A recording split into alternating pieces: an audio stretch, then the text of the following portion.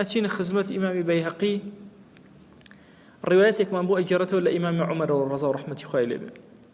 طبعا إمام عمر يشيق لوشتاني كبيوي مبتلى بو أهل عراق زوزو أميريان أقور أميري كيبو أناردن أنو نيوجاكي كرد أميري كيبو أنا نيوجاكي دريج أميري كيبو أناردن أنو روجك للرجال ناية درو أمير يعني سبحان الله أوهم وأميري قوري ولا أخيرا فرموي أي أهل العراق والله لبر فتنة نبويا هموتان بدار كاري أكد إيثار أكم لقل نفسي خوما سعد يقرئ أبي وقاص خالي في غنبري خوا صلى الله عليه وآله وسلم أن يرمى لا يأوى أفرمي شكل جاركان إمام عمر خوي حاضر كريبو النيج الرشد لو كاتا كسك هاتو بيودوتي أي إمام جاري يكتر أهل العراق هاتون أنا خلعي أو أمير بكن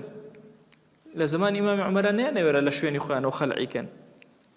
لدورة ويا هاتنا لا إمام عمر يانو أم أمير أم ملاحظانا من هي لسيبو ما بقور إمام جبوي أقورين لرواياتك أفرمي أجر همور رجع أهل العراق دواء أمير بكن بويان أقورم بس بوي فتنة دروزنك أفرمي كاتي كبروا نيرج أشو لم كاتا كسك هادوتي والله جاري كتير هاتون أيانوي أمير كان بو بقوري خبري بوينا بري وان أجنا ناو مدينة أفرمي سيدنا عمر زو بيعتقد شو ناو مزقوته بو أوي نيوجاكي جيب جيبك أفرمي أوان دبي يعتقد بو هلايك للنيوجاكي دواء أو شو سر منبر وتيكي لأهل الشام ليري زور كس هلصانة وتيان إما لأهل الشام فرموا يا أهل الشام استعدوا لأهل العراق خوما تخوتان آمادة بو أهل العراق فإن الشيطان قد باض فيهم وفرخ الشيطان هيلكي لنا وأوانا دانا وهيلككا هلاتو وتفرخا وتجوجلا دواي أهل العراق وكفيلق لإمام عمر يان كردبو فرموي اللهم إنهم قد لبسوا علي فالبس عليهم فيليان لي كردم يا إلهي بيان خرونا وفيلقي خويان وعجل عليهم بالغلام الثقفي غلام الثقفي كان أبو بني ربع عقليانك طبعا هندق لشراحي أم مسألات كإمام بيهقي رواياتي كردو للشعب إيمانا دلائل النبوية لو كتابا نقل كردوا أفرمون أما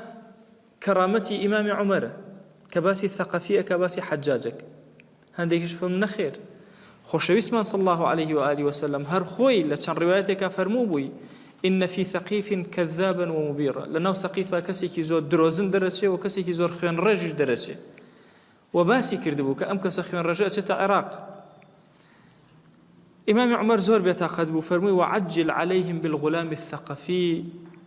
يحكم فيهم حكم الجاهلية خوايا زو غلام الثقفي كبني لسرسريان بحكم الجاهلية لسريان تطبيقك لا يقبل من محسنهم ولا يتجاوز عن مسيئهم كسي كان شاكبك لي قبولناك خرابشي كربسرية ودرناك إلا عقوبة أد لشاكان قبولناك